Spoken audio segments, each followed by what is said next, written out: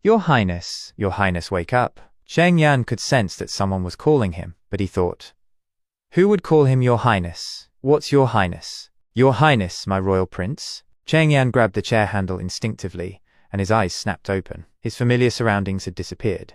His work desk was gone, and the familiar walls filled with post-its were gone. They'd all been replaced by a strange landscape, a round public square that was enclosed by small brick houses, and the gallows that were erected in the center of the square now dominated his field of view. He himself sat at a table across the square from the gallows. There wasn't a soft rotating office chair under his butt, but a cold, hard iron chair instead. There was also a group of people sitting with him and watching him intently. Several of them were dressed as medieval lords and ladies from those Western flicks, and were trying to suppress their giggles. What the hell? Wasn't I just rushing to finish my mechanical blueprints before the deadline? Cheng Yan was at a loss as he thought to himself. For 3 consecutive days he had been working overtime. Thus, he was both mentally and physically at his limit. He could only vaguely remember that his heartbeat had become unsteady, and that he just wanted to lie down on his desk and take a break. Your Highness, it's about time for the execution. Please quickly announce your ruling. The speaker was the one that had secretly tugged on his sleeve. He looked a bit like Gandalf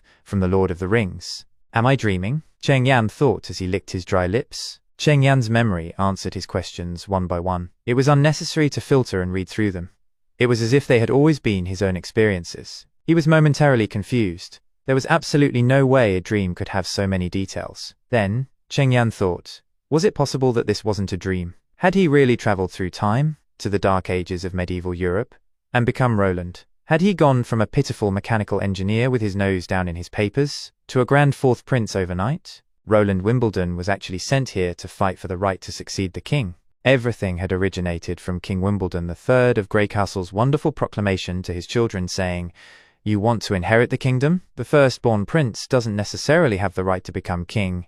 Only the person who proves themselves as the most capable of governing can inherit the country. He placed various territories under the rule of his 5 children. And after 5 years he'd decide who would become his successor, based on the level of skill they displayed in governing their respective territories. Would there be any guarantee that all 5 of them received the same starting conditions? This wasn't like playing a real-time strategy game. To his knowledge, the second son had been given a better territory than this border town. Actually, when he thought about it, it seemed that among the 5 regions they'd been given, none of the others were worse than his frontier town. His starting point was simply inferior. Roland's eldest brother, the first prince, had above-average military power and overwhelming martial strength. His second brother was scheming and horribly treacherous, with good intelligence and overwhelming wealth. His third sister was afraid of death, but had average wealth and intelligence, with overwhelming military strength. His younger sister was brilliant, with high intelligence and average wealth. And lastly, Roland, who indulged in drinking and pleasure, a hedonist. Roland felt a little awkward. After more than a decade of living with them,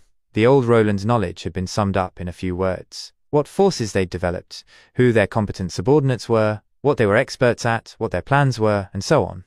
He knew nothing at all. Living together with a bunch of aborigines in this city where excrement was casually dumped around, then taken away by the Black Death, it was truly planned out well and clearly. Well, Cheng Yan's new memories told him, the old man wasn't called Gandalf, his real name was Baroff, and he was an assistant minister of finance dispatched by Roland's father to assist in the governing of the territory. As he was understanding his memories, Baroff said, Your Highness, it's time for the execution.